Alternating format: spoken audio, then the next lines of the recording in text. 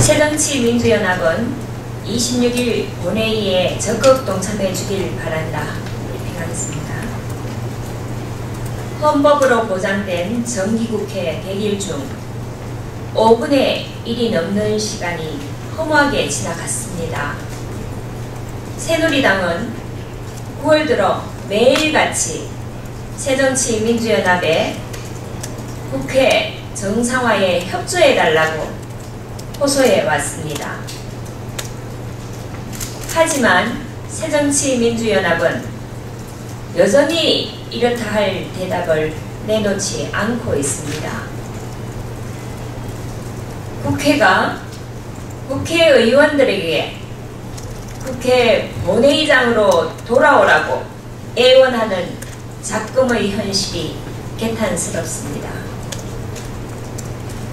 국민을 위해 국회가 해야 할 일이 쌓이고 있는데 새정치민주연합은 도대체 언제까지 국회를 이대로 놔둘 것인지 답답하기 짝이 없습니다. 민생 경제는 타이밍이 중요합니다. 정의화 국회의장은 지난 16일 국회 공전을 더 이상 보다 못해서 정기국회 의사 일정을 결정하셨습니다. 이는 정 의장이 국민을 상대로 약속한 것입니다. 이 일정은 반드시 지켜져야 합니다. 정 의원이 결정한 정 의장이 결정한 본회의 날짜가 이제 하루 앞으로 다가왔습니다. 새누리당은 현재 정해진 일정에 따라 내일 본회의에 참석해서 국회를 정상화하고 민생을 챙기는 국회의원의 책무를 다하겠습니다. 새정치민주연합도 더 이상 국민을 실망시키지 말고 내일 국회 본회의장으로 나와 주실 것을 간곡히 호소드립니다.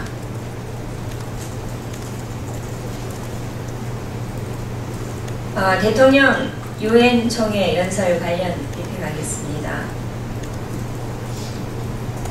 박근혜 대통령은 24일 제69차 유엔 총회 기조연설을 통해 한반도 통일과 북한 인권 문제를 국제사회의 공론 테이블에 올려놓았습니다.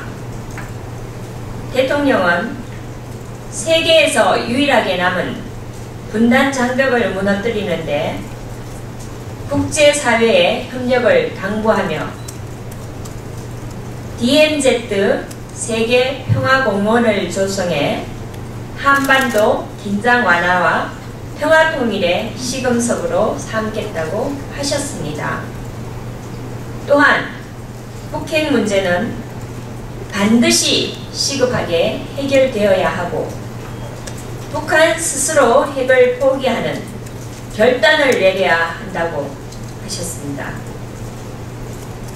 이번 연설에서 국제사회의 관심이 가장 주목된 부분은 단연코 인권 문제였습니다. 이날 유엔 총회 연설로서는 처음으로 북한 인권 문제가 정면으로 제기되었습니다.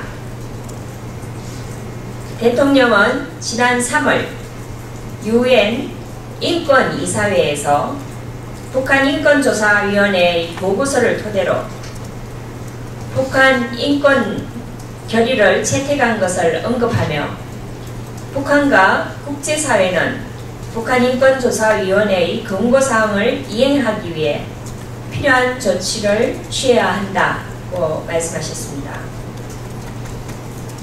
이어 전시 여성에 대한 성폭력은 어느 시대 어떤 지역을 막론하고 분명히 인권과 인도주의에 반하는 행위라며 또 하나의 해결되지 않은 인권 문제인 일본군 위안부 문제에 대해서도 우회적으로 말씀하셨습니다.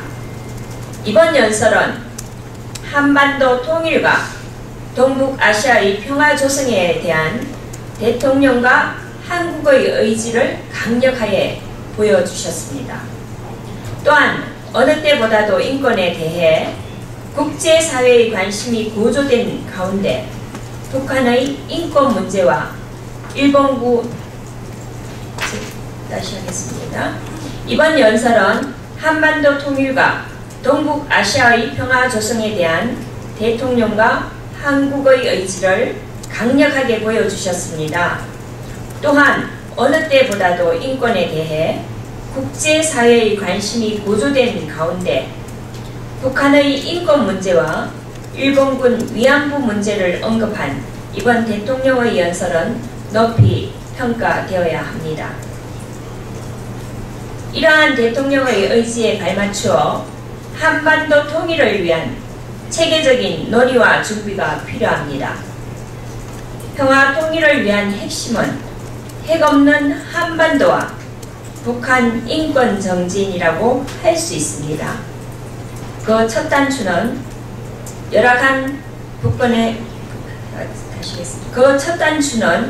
열악한 북한의 인권 문제를 해결하는 데서부터 시작해야 합니다.